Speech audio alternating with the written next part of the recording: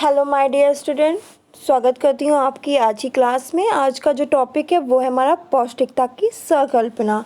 ये आपका आरएम पौष्टिकता में है, सिलेबस यूनिट 1 है। इसमें आपका सिलेबस टॉपिक फर्स्ट है ये पौष्टिकता की संकल्पना। तो देखिए, सबसे पहले तो ये समझ लीजिए संकल्पना, अगर क्वेश्चन में पूछ दिया गया पौष्टिकता की संकल्पना, तो संकल्पना से कंफ्यूज बिल्कुल मत होइएगा। संकल्पना मतलब होता है पौष्टिकता का अर्थ क्या है, क्या समझते हैं, पौष्टिकता क्या है, सब एक ही मतलब है संकल्पना का। यानी पौष्टिकता आखिर है क्या, बस। तो सभी जीवधारियों को अपने शरीर के निर्माण के लिए विभिन्न जैविक क्रियाओं के लिए ऊर्जा की आवश्यकता होती है। सभी जीवधारी हैं, जितने भी जीवधारी हैं, उनको शरीर के निर्माण के लिए विभिन्न जैविक क्रियाओं के लिए ऊर्जा की आवश्यकता होती है। यह ऊर्जा उन्हें भोजन से प्राप्त होती है, जिनमें पोषक तत्व उपस्थित होते हैं। जीवों द्वारा भोजन में पोषक तत्वों को प्राप्त करने की प्रक्रिया पोषण है। तो जीवों द्वारा जो भोजन से पोषक तत्वों को प्राप्त करने की प्रक्रिया क्या है, पोषण है। पोषक तत्वों का वर्गीकरण, तो देखिए, भोजन के अंदर जो विद्यमान वे सभी तत्व जो शरीर निर्माण, ऊर्जा उत्पादन, तो भोजन के अंदर जो हम खाना खाते हैं, जो हम भोजन लेते हैं, तो भोजन के अंदर जितने भी विद्यमान वे सभी तत्व जो शरीर के निर्माण में, ऊर्जा के उत्पादन में, शरीर की रोगों से रक्षा करने में, शरीर में कोई रोग ना लगे, कोई बीमारी ना लगे, जो कोरोना है। तो अगर आप देखो, जिनकी डाइट अच्छी है, जिनका मतलब रोग प्रतिरोधक क्षमता अच्छी है, उनको ये बीमारी कुछ नहीं कर रही। और जो लोग का डाइट नहीं अच्छी है और जिनकी रोग प्रतिरोधक क्षमता बहुत कमज़ोर है, तो उनको ये इफ़ेक्ट कर रहा है। तो ये पोषक तत्व, हमें पौष्टिक भोजन करना चाहिए, पोषक तत्वों से भरपूर भोजन करना चाहिए। तो भोजन के अंदर विद्यमान वे सभी तत्व जो शरीर निर्माण, ऊर्जा उत्पादन, शरीर की रोगों से रक्षा करने का कार्य करते हो, पोषक तत्व कहलाते हैं। भोजन के अंदर पाए जाने वाले इन सभी पोषक तत्वों को हम कितने भागों में बांट सकते हैं, 6 समूह में बांट सकते हैं, जिसमें आपका आएगा प्रोटीन, अमीनो एसिड। पहले आपका आ जाएगा प्रोटीन, आ जाएगा अमीनो एसिड, आ जाएगा, फिर आपका श्वेतसार है, वसा, वसीय अम्ल, खनिज लवण, विटामिन, जल। ये 6 आप समूह में विभाजित किया गया है। ये पोषक तत्व स्वतंत्र रूप से कार्य नहीं कर पाते। आप ये चाहो कि ये सब पोषक तत्व स्वतंत्र रूप से कार्य करें, तो ये स्वतंत्र रूप से कार्य नहीं कर पाते। ये एक दूसरे से सम्मिलित प्रयोग से कार्य करते हैं। जैसे हस्बैंड वाइफ होते हैं, दोनों लोग एक दूसरे के बिना अधूरे होते हैं, वैसे ही समझ लीजिए कि पोषक तत्व भी स्वतंत्र रूप से कार्य नहीं कर पाते। ये भी एक दूसरे के सम्मिलित प्रयोग से कार्य करते हैं।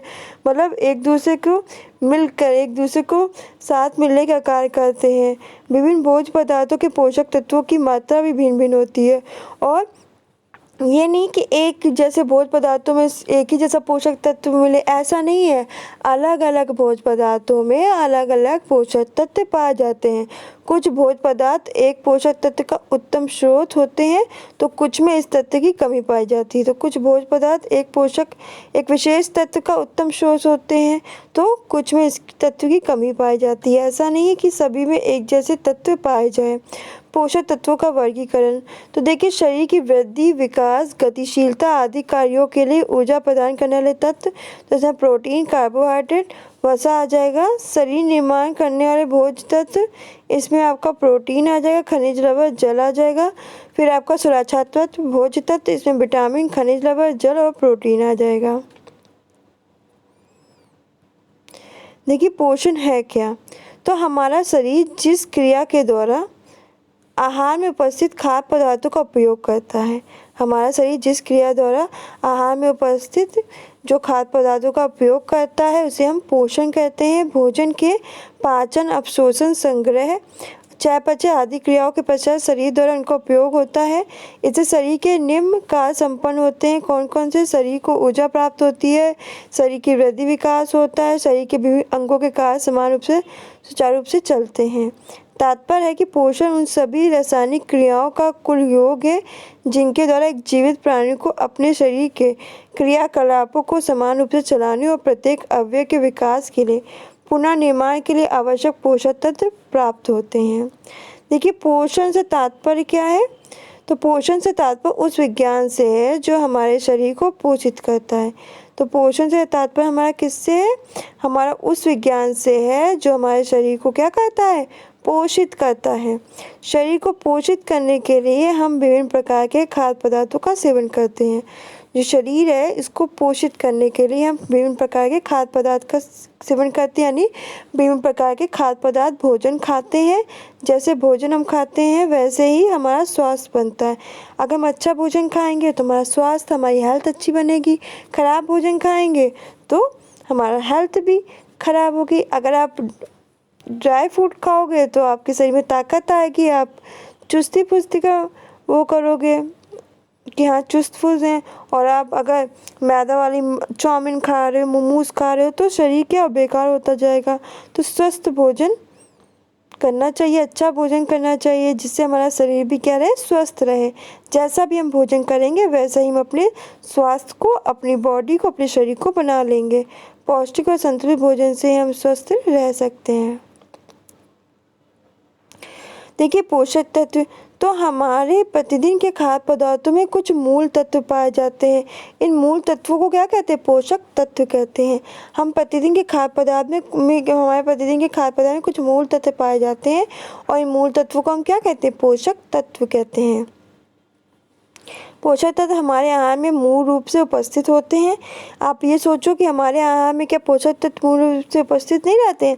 तो हमारा जो आहार होता है, जो हमारा भोजन होता है, जो भी हम खाते हैं उसमें मुख्य रूप से पोषक तत्व उपस्थित रहता है। पोषक तत्व मुख्यतः 6 प्रकार के होते हैं, मैंने अभी बताया था। कौन कौन से, इनको रट डालिएगा, ये क्वेश्चन आता है। तो कार्बोज, वसा, प्रोटीन, खनिज लवण, विटामिन, जल। अच्छे स्वास्थ्य के लिए आहार में इन सभी पोषक तत्वों की उपस्थिति उचित मात्रा और अनुपात में होना बहुत जरूरी है। तत्वों की हमारे शरीर को कितनी मात्रा चाहिए ये हमारी इन बातों पर निर्भर करती है: शारीरिक श्रम पर, मौसम पर, वृद्धि और विकास, तनाव, लिंग, बीमारी, आयु। तो हमारे शरीर को कितनी मात्रा चाहिए ये हमारे पोषक तत्वों की, हमारे शरीर को कितनी मात्रा चाहिए ये सब चीज़ें इन बातों पर निर्भर करती हैं: शारीरिक श्रम पर, मौसम पर, वृद्धि विकास, तनाव, लिंग, बीमारी, आयु पे।